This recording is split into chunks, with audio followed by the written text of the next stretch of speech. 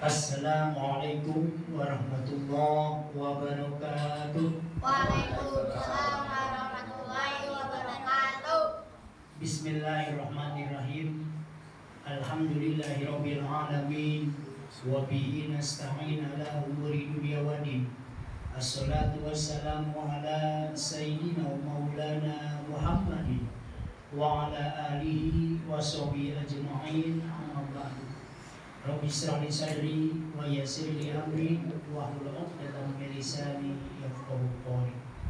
Hadirin mukarramun yang kami hormati, para alim ulama, para asatidz, para imam, bapak-bapak kesepuhan, dan juga seluruh hadirin, bapak-bapak maupun para pemudanya, dan juga anak-anak yang tercinta yang sama-sama semuanya saya hormati, dan mudah-mudahan kita semua dimuliakan oleh Allah Subhanahu wa taala.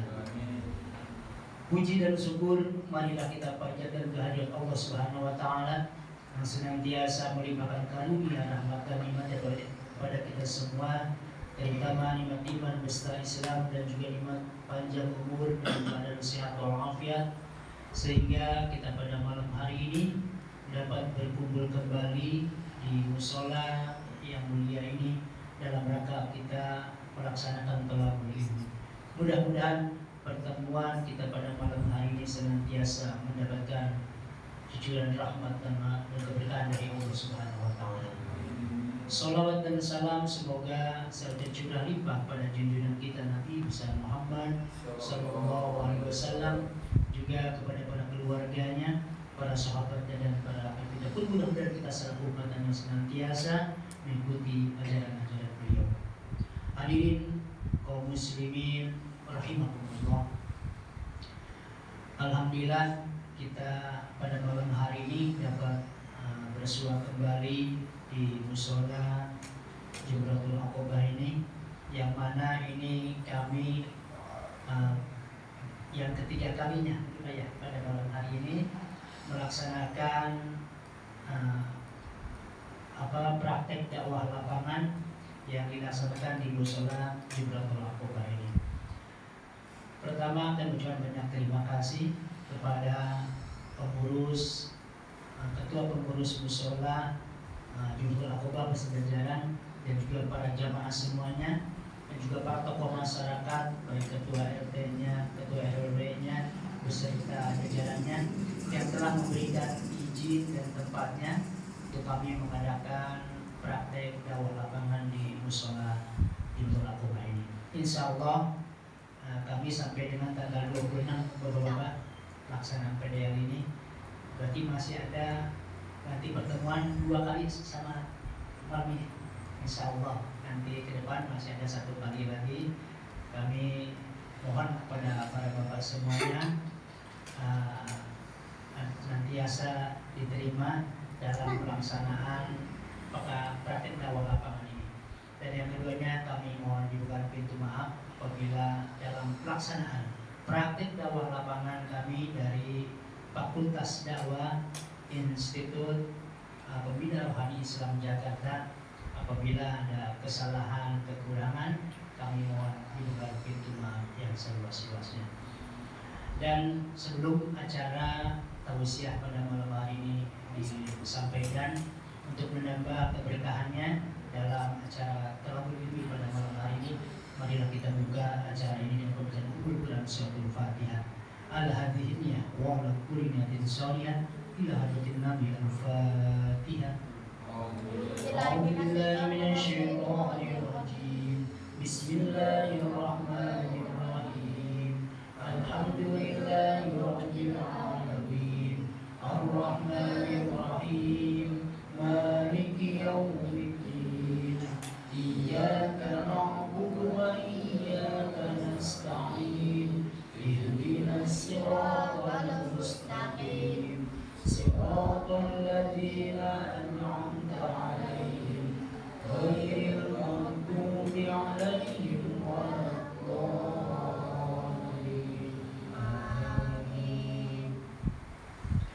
Baiklah para jemaah rahimakumullah, kita dengarkan tausiah agama pada malam hari ini tadi disampaikan oleh rekan kami dari mahasiswa Ibrija. Insya Allah akan disampaikan oleh Bapak Ustaz Muslimin. Pada Ustaz Muslimin kami bersiap.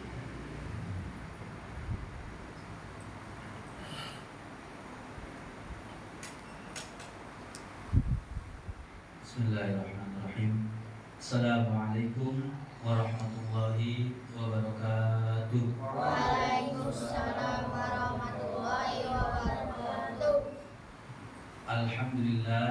Alhamdulillahirabbil alamin wa bihi nasta'in ala umuri dunya waddin.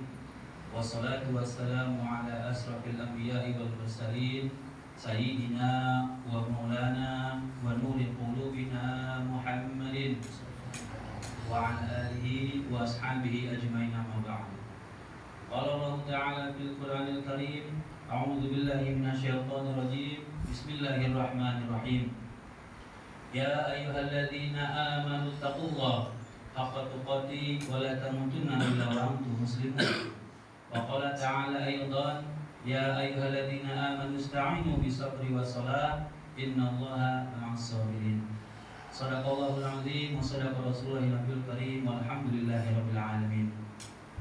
Yang sama-sama kita muliakan Ketua DKM beserta pengurus Mushola Jumratul Aqabah, para alim ulama, para tokoh masyarakat, para pemuda, dan bapak-bapak sekalian yang tidak saya sebutkan namanya satu persatu, namun tidak mengurangi rasa hormat saya kepada beliau-beliau.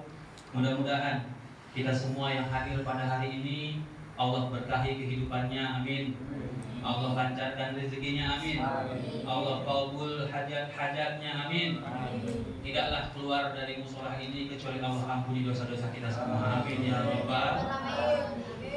Puji syukur mari kita panjatkan kehadiran Allah Subhanahu wa taala yang begitu banyak memberikan kita nikmat, baik itu nikmat sehat, nikmat hidup, nikmat pekerjaan, rezeki. Terutama kita harus sangat mensyukuri nikmat iman dan Islam, karena tidak semua orang yang hidup memiliki nikmat tersebut. Betul ya Pak? Banyak orang yang hidup sehat, badannya kuat, kemana-mana kuat, tapi tidak diberikan nikmat iman dan nikmat Islam dan istiqomah dalam menjalankan syariat agama Islam. Puji syukur juga kita panjatkan kepada Allah Subhanahu wa taala, dan juga kita memberikan salam kepada Rasulullah SAW yang begitu banyak berjuang untuk tegaknya agama Islam ini. Beliau adalah satu-satunya manusia yang sampai dengan hari ini namanya masih disebut dan tidak pernah putus selama 24 jam. Beliau adalah baginda Rasulullah yang sangat dicintai oleh para sahabatnya dan juga sangat disegani oleh lawan-lawannya. Ma'asyiral muslimin, jamaah mushola Jumratul Aqabah. Manusia, kita ini kan manusia ya Bang. Kita ini diberkahi oleh Allah Subhanahu wa taala dengan berbagai sifat. Sifat mana yang dominan, itulah kita disebut.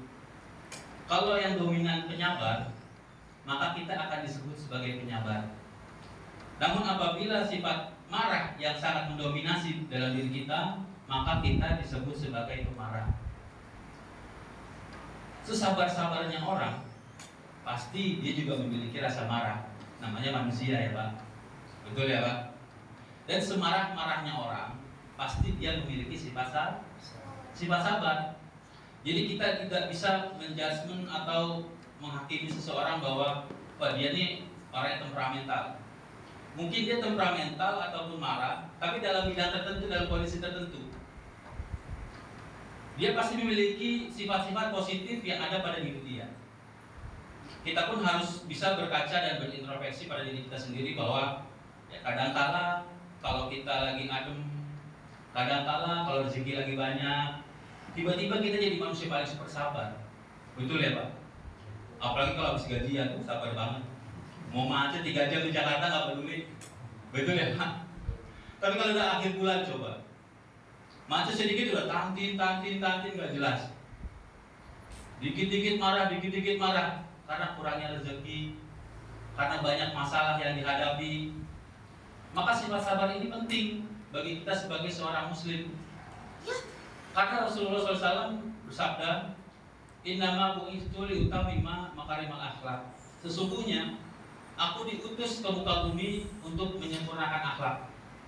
Dan sifat sabar ini merupakan salah satu akhlak yang terpuji. Sebagai contoh, kalau kita punya tetangga yang dikit-dikit marah, seneng nggak Pak? Seneng nggak Pak? Enggak. Dikit-dikit ngomel, nggak seneng. Tapi kalau kita punya tetangga yang penyabar, punya tetangga yang soleh, yang kita keluar senyum, omongannya enak, kita seneng nggak Pak? Nah, itulah sebagai contoh bahwa kita harus memiliki sifat sabar. Kalau kita tidak bisa menemukan orang yang sabar, yang berakhlak baik, maka kita harus menjadi salah satunya. Maka penting bahwa hari ini kita harus menanamkan dalam diri kita adalah sifat sabar ini. Sabar ini juga banyak dimensinya. Salah satunya kita akan bahas 3 saja. Yang pertama yaitu sabar dalam menjalankan perintah Allah Subhanahu wa taala. Perintah Allah Subhanahu wa taala itu banyak, Pak. Ada sholat, ada zakat, ada sedekah, ada naik haji, ada baca Quran, ada berbakti kepada orang tua, dan lain sebagainya. Banyak. Kalau kita tidak sabar terhadap perintah Allah, yang ada kita hanya akan komplain saja, marah-marah saja. Baru juga jam segini udah sholat lagi. Baru juga jam segini udah sholat lagi. Lagi meeting aja. Kalau kita tidak sabar, maka kata-kata itu, umpatan-umpatan itu akan keluar dari mulut kita. Betul ya Pak? Maka untuk menjalankan perintah Allah, untuk menjalankan segala perintah Allah, kita harus sabar. Sholat 5 waktu dari subuh, mungkin bisa jadi kita yang pekerja mungkin habis lembur, pulang malam, lagi enak-enak tidur, tiba-tiba azan, tiba-tiba qomat, wah udah subuh aja nih, perasaan baru tidur tadi jam 2. Kalau kita tidak sabar Pak, itu selimut kita tarik lagi tuh, tunggulah sebentar lagi lagi enak nih, lagi mimpi. Bangun-bangun jam 7, udah ada matahari. Nah ini dia. Maka untuk menjalankan ibadah sholat pun kita harus sabar. Lalu zuhur, kalau kita sebagai pekerja, zuhur itu adalah waktu-waktu yang bisa dibilang waktu yang strategis. Karena itu adalah waktu istirahat, betul ya Pak? Istirahat, mana lagi makan, lagi enak-enak ngunyah, azan. Habis makan enak-enak merokok ya Pak. Kalau yang rokok, kalau yang enggak ya. Habis makan, istirahat sebentar, waduh, mata itu pasti berat. Bisa jadi berarti 10 kilo di kelopak mata Pak kalau dia 12 Pak. Habis makan, perut kenyang, ada semilir angin, udah tinggal nyender merem dah. Tapi kalau kita tidak sabar, zuhur juga bisa lewat Pak. Tiba-tiba jam 1 pas kita mulai, masa jam 1? Mana bos lagi manggil jam segitu kan? Mana harus absen juga kalau yang di kantor. Kalau kita nggak absen dimarahin, telat dimarahin. Maka kita harus sabar, harus istiqomah dalam menjalankan ibadah sholat ini. Sorean dikit, masuk jam 3, azan, masuk asar. Kalau udah azan asar tuh Pak, kalau di kantor-kantor biasanya badan itu udah kretek, nyender aja di tembok enak. Karena lelah. Dari pagi dia bekerja, siang dimarahin bos, sampai sorenya lagi dia harus bekerja.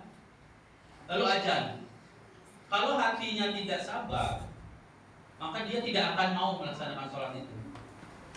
Tapi sabar ini pun harus kita minta kepada Allah. Tidak bisa sabar itu datang dengan sendiri, tidak bisa. Habis asar, maghrib. Biasanya kalau maghrib itu kan semua lagi pada di jalan ya Pak.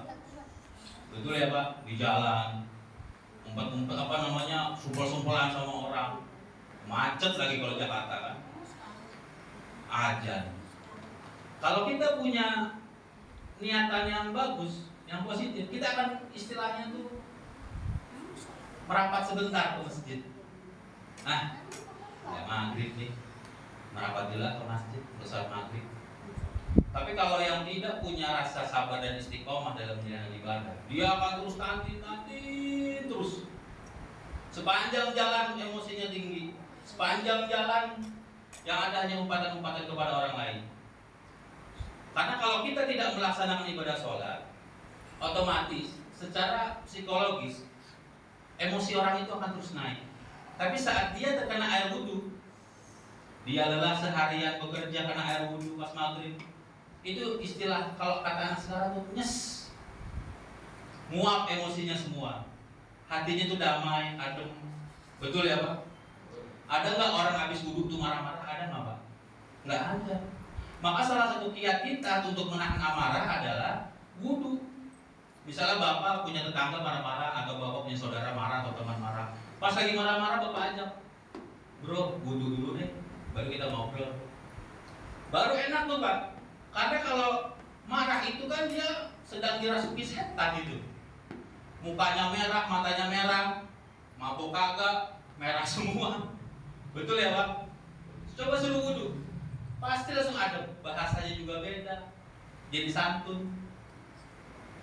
Itu yang pertama, ibadah sholat. Kita harus menanamkan diri kita saat ini harus sabar dalam menjalankan ibadah sholat. Yang kedua, naik haji. Bapak-bapak udah naik haji?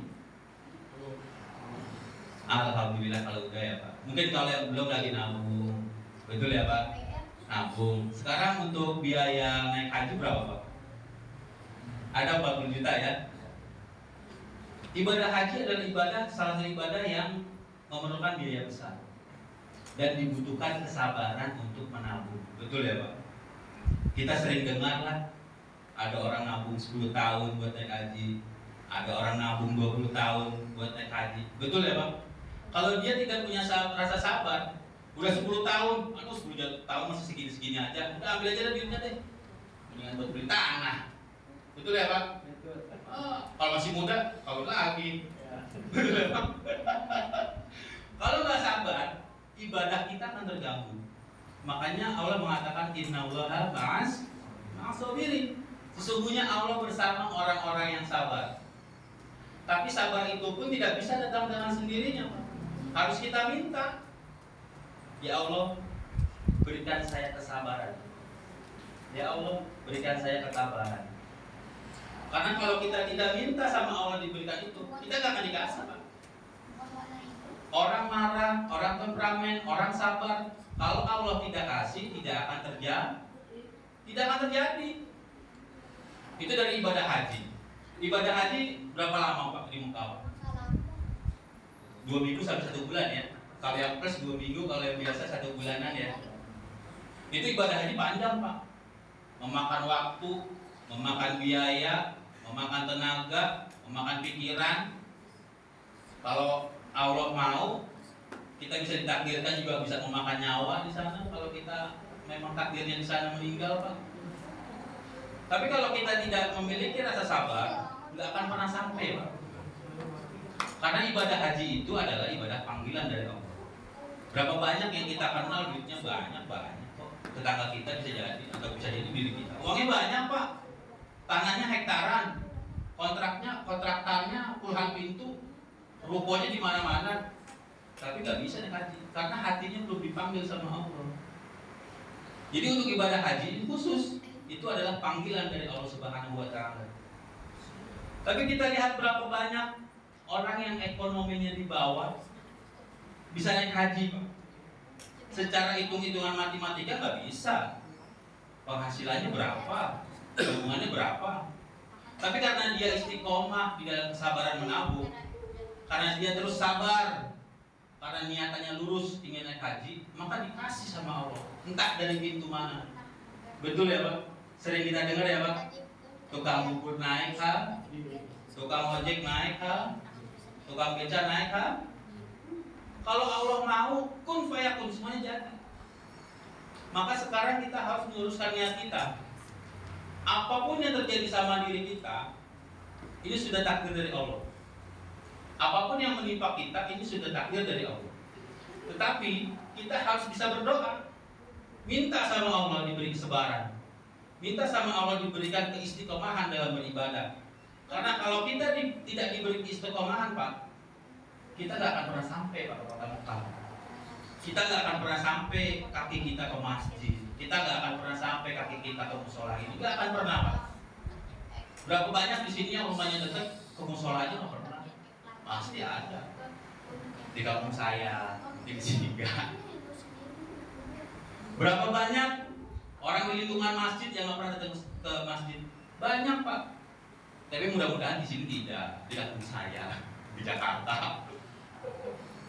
Kenapa? Karena Allah nggak gerakan hatinya Pak. Bukan langkah kakinya yang berat, tapi hatinya yang berat. Saat imam baca surat katakanlah wa duha, kan lumayan panjang Pak.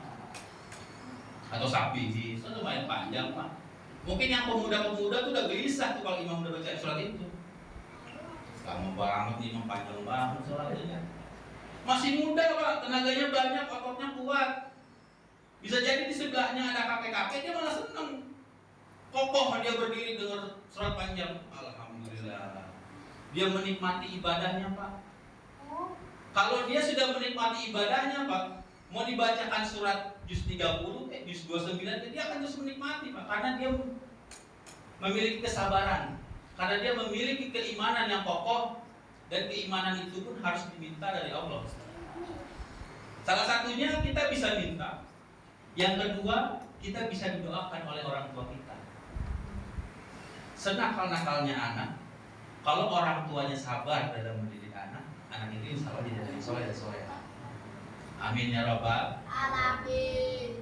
Poin yang kedua yang ingin saya sampaikan adalah, yang pertama tadi kan sabar dalam menjalankan perintah Allah.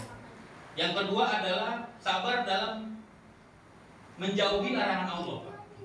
Kita udah tahu perintahnya sholat, tapi larangannya masih kita kerjain. Kita udah tahu disuruh sabar perintah Allah, tapi larangannya kita kerjain juga. Istilah kalau kata guru saya sih, sholat iya, nyolong juga iya, sedekah iya, korupsi juga iya. Betul ya Pak? Naik haji iya, pulang dari haji udah dagunya naik, udah nggak napak di tanah. Kalau nggak dipanggil Pak Haji nggak nengok. Ada pakai gitu Pak. Di kampung saya, mudah-mudahan di sini nggak ada. Yang lalu masalah muslimin rahimakumullah yang selanjutnya, begitu banyak larangan Allah. Kenapa sih dilarang? Padahal semua yang dilarang, kalau kata Bang Haji, itu semuanya enak-enak Pak. Minum-minuman keras, dari zaman jahiliyah Pak, bukan zaman sekarang aja. 1400 tahun yang lalu, Rasulullah di kota Mekah itu pertama kali menegakkan tauhid. Salah satu yang ingin dihapus adalah minuman keras Pak, karena itu sudah tradisi. Kalau kata anak tongkrongan sekarang, nggak mabuk nggak keren bro. Kalau lu nggak nyekek botol nggak keren bro. Itu bukan zaman sekarang aja Pak, dari zamannya jahiliyah Pak udah ada. Dulu di zaman Rasulullah, kalau orang mabuk nggak tanggung-tanggung Pak, nggak cuma sekedar diminum, dia nyemplung ke drumnya itu. Bahkan dia nyanyi-nyanyi, memuja-muja itu minuman enak, itu minuman segala macam, sampai mabuk sampai pagi. Itu termasuk larangan dari Allah. Kalau kita tidak sabar dalam melaksanakan apa yang dilarang, nggak bisa Pak. Contohnya habis gajian, uang banyak, nongkrong dulu di kafe bareng teman-teman. Betul ya Pak? Betul. Habis nongkrong di kafe, tiba-tiba ada lewat minuman, lumayan nih, nggak ada yang lihat. Atau lagi nongkrong sama teman-temannya, nyomot lah itu minuman keras. Karena kalau sudah temen satu orang aja alim, yang 5 tidak alim, maka satu orang aja akan keseret Pak. Minum gini aja nggak bisa, lu katro banget sih. Minum gini aja lu nggak kuat, katro banget sih. Betul nggak Pak? Itu sering terjadi di masyarakat kita Pak. Banyak pemuda-pemuda yang alim terseret oleh minuman keras, terseret oleh kemaksiatan, bukan karena dia nggak bisa nolak, enggak, karena teman-temannya itu Pak. Karena Nabi pernah bersabda, Anda itu agamamu tergantung agama agama temanmu. Kalau teman-temannya soleh, insya Allah kita pun soleh.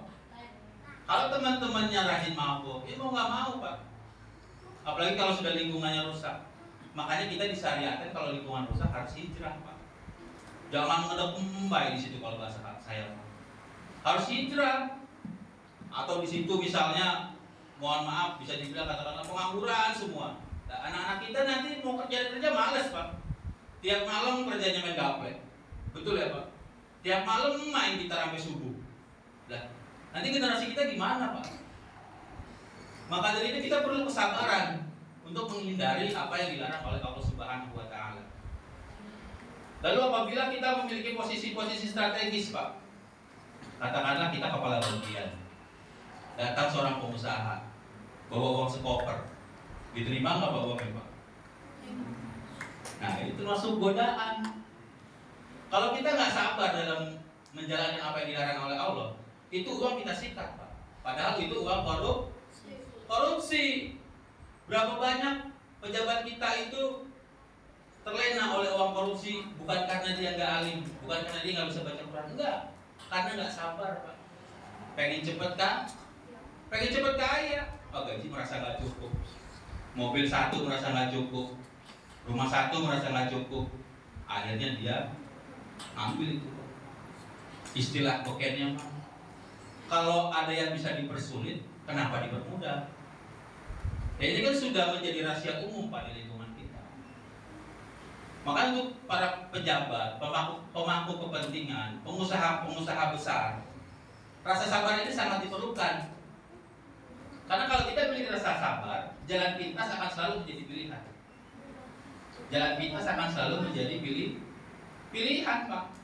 Harusnya dia melalui banyak pintu, melalui banyak persyaratan. Karena uang segopok semuanya lancar. Kasus-kasus besar karena uang segopok kasusnya hilang entah kemana. Betul ya Pak?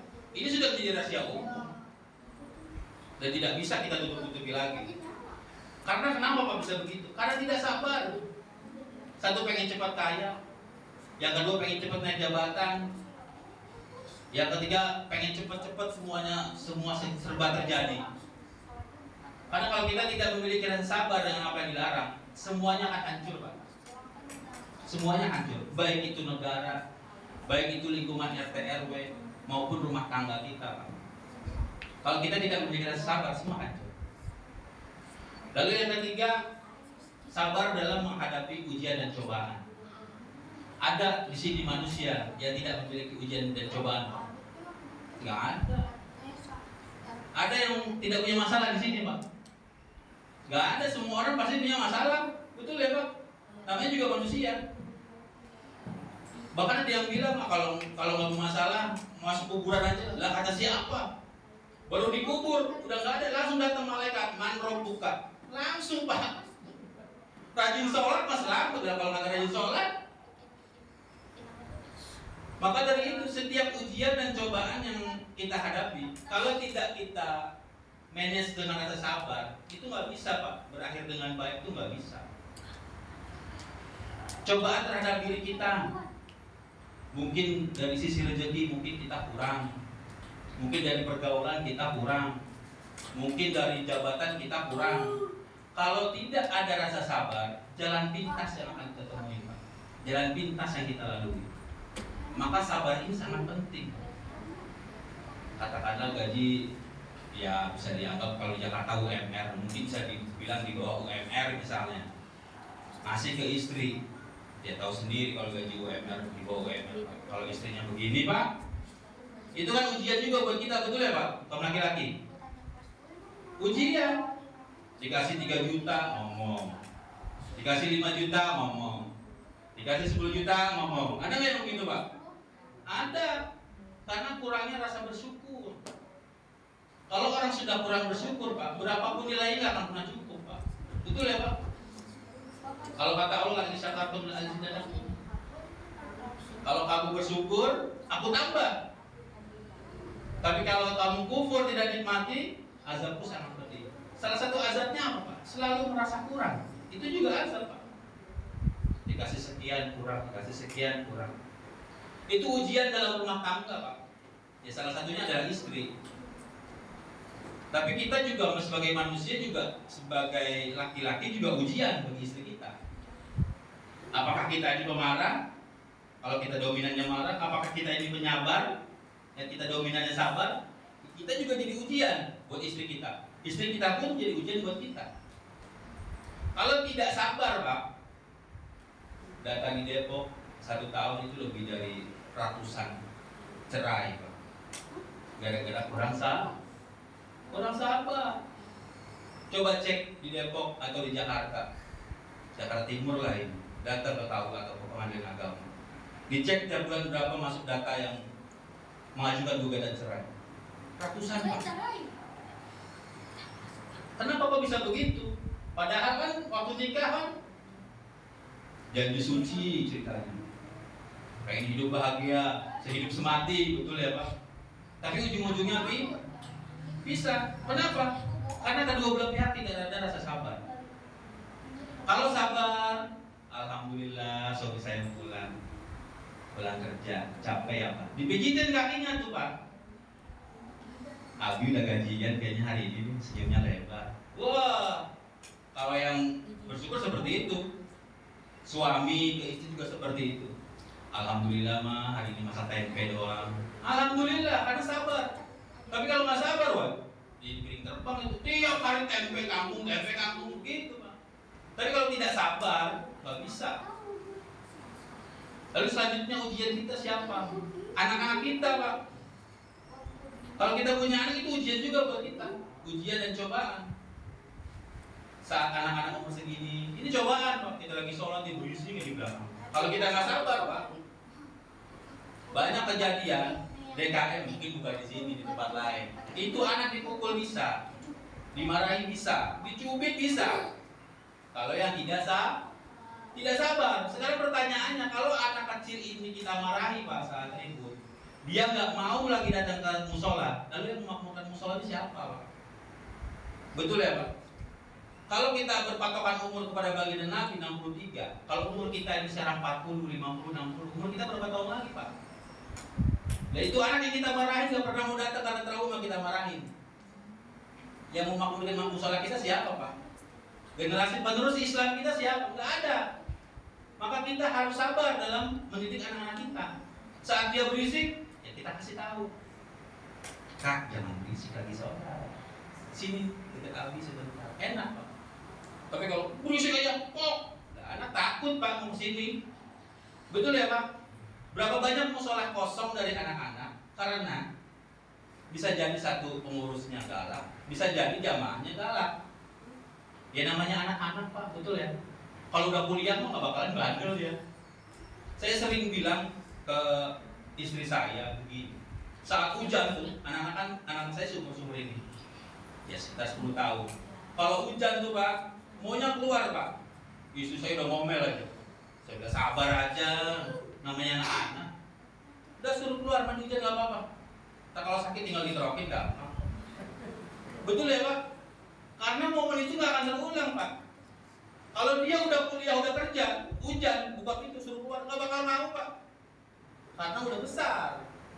Namanya anak-anak pasti Bang. Tapi bandelnya juga harus terukur ya. Nggak bisa asal bandel nggak bisa. Dia nih. Bandel ada batasnya, bandel juga ada usianya.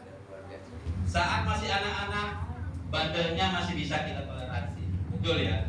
Tapi kalau sudah beranjak dewasa masih bandel, masih preman, rasanya bukan masanya lagi Pak.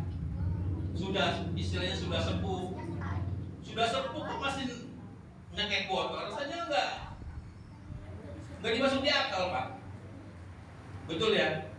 Mungkin ada pemuda-pemuda kita yang nakal, kita harus sabar masih tahu dia. Kalau memang melanggar hukum, proses hukum. Jadi sabar itu bukan berarti kita cuek, enggak. Sabar itu bukan berarti kita dikeplak orang diam, enggak Pak. Bukan itu sabar, bukan. Sabar itu menahan diri dari hal-hal negatif, menahan diri dari segala kemaksiatan, dan kita cari solusinya dalam hal itu. Itu namanya sabar. Bukan dikeplak orang diam aja, diplok-plok. Bukan sabar itu on. Betul ya Pak? Jadi sabar itu ada tempatnya Pak. Satu, sabar dalam menjalankan perintah Allah. Dua, sabar dalam melaksanakan segala larangan Allah, menjauhi segala larangan Allah. Yang ketiga, sabar dalam menghadapi ujian dan cobaan. Apapun ujian dan cobaan yang kita hadapi hari ini, mudah-mudahan tidak lain Allah akan hapus dosa-dosa kita. Ujian dan cobaan yang kita hadapi hari ini mudah-mudahan semakin mendewasakan kita. Usia tua itu hanya angka, Pak, tapi dewasa itu belum tentu, Pak. Makanya ada sebutan bocah tua nakal. Udah tua masih nakal. Banyak, Pak, mungkin nggak di sini, di sana. Maka kita harus sabar pada dalam menjalani itu. Kalau nggak bisa. Setiap cobaan, setiap manusia pasti ada cobaannya. Dan setiap cobaan itu Allah pasti memiliki maksud agar kita menaiki derajat yang lebih tinggi. Betul ya, Pak? Mudah-mudahan kita semua diberikan kekuatan dalam menghadapi ujian, dalam menghadapi cobaan. Dan juga kita doakan kepada anak-anak kita yang hadir di musola ini menjadi generasi penerus-penerus Islam, menjadi generasi penerus-penerus bangsa, menjadi anak-anak yang soleh dan solehan, menjadi anak yang cerdas, menjadi anak kebanggaan bagi orang tua, menjadi kebanggaan bagi lingkungan dan keluarga, nusa dan bangsa. Mungkin itu saja yang dapat saya sampaikan. Kurang lebihnya mohon maaf. Wallahul muwaffiq ila aqwamit thoriq. Wassalamualaikum warahmatullahi wabarakatuh. Waalaikumsalam warahmatullahi wabarakatuh.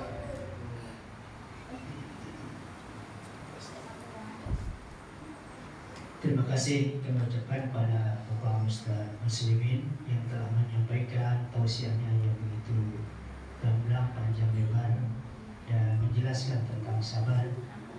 Mudah-mudahan sifat sabar ini dapat kita miliki dan kita mohon kepada Allah Subhanahu wa taala agar kita senantiasa diberikan kesabaran dalam kita mengarungi hidup di alam dunia ini. Karena dengan adanya sifat sabar, insya Allah kita akan menjadi orang yang pandai bersyukur kepada Allah Subhanahu wa taala. Karena kata Allah, barang siapa yang berpandai bersyukur atas nikmat-nikmat Allah, maka akan Allah tambah segala nikmatnya. Mudah-mudahan kita dijadikan orang yang sabar dan dijadikan orang yang pandai bersyukur kepada Allah atas segala nikmat yang telah dilimpahkan kepada kita semuanya. Dan mudah-mudahan dengan sifat sabar ini kita akan dijadikan oleh Allah menjadi orang-orang yang bertakwa kepada Allah Subhanahu wa taala. Karena orang yang paling mulia di sisi Allah yaitu orang yang paling bertakwa di sisinya. Inna akramakum indallahi atqakum. Sesungguhnya orang yang paling mulia di sisi Allah yaitu orang yang paling bertakwa kepadanya. Mudah-mudahan dengan sifat sabar ini kita akan senantiasa diberikan taufik dan hidayah oleh Allah sehingga kita dapat senantiasa meningkatkan amal soleh kita sehingga kita mendapatkan kebahagiaan di dunia dan di akhirat. Amin ya rabbal alamin. Dan sebelum kita akhiri acara ini, marilah kita tutup dengan doa. Mudah-mudahan acara ini senantiasa mendapat manfaat dan keberkahan untuk kita semuanya. Allahumma salli wa sallim wa barik ala sayyidina wa habibina wa syafiina maulana Muhammad wa ala ashabi rasul ajma'in. Amin ya Allah ya rabbal alamin. A'udzu billahi minasyaitonir rajim. Bismillahirrahmanirrahim. Alhamdulillahi rabbil alamin. Hamdan yuwaffi wa yukafi mazidah. Ya rabbana lakal hamdu wa lakal syukru kama yanbaghi wa ajimi sultanik. Allahumma salli ala sayyidina Muhammad wa ala alihi wa sahbihi wa sallim. Allahumma ighfir lana dzunubana wa liwalidina wa rahmana kama rabbayana shighara wa li jami'il muslimin wal muslimat wal mu'minin wal mu'minat al-ahya'i minhum wal amwat. Allahumma inna nas'aluka ridhaka wal jannah wa na'udzubika min sakhatika wan nar. Allahumma inna nas'aluka salamatan fid din wa afiyatan fil jasad wa ziyadatan bil ilmi wa barakatan fil rizqi wa tawbatan qabla al-maut wa rahmatan indal maut wa maghfiratan ba'da al-maut. Allahumma hawwin 'alaina fi sakaratil maut wa najatan minan nar wa afina lisab. Rabbana la tuzigh qulubana ba'da idh hadaitana wa hab lana min ladunka rahmatan innaka antal wahhab. Rabbana hab lana min azwajina wa dhurriyyatina qurrata a'yun waj'alna lil muttaqina imama. Allahumma ij'alna wa ahla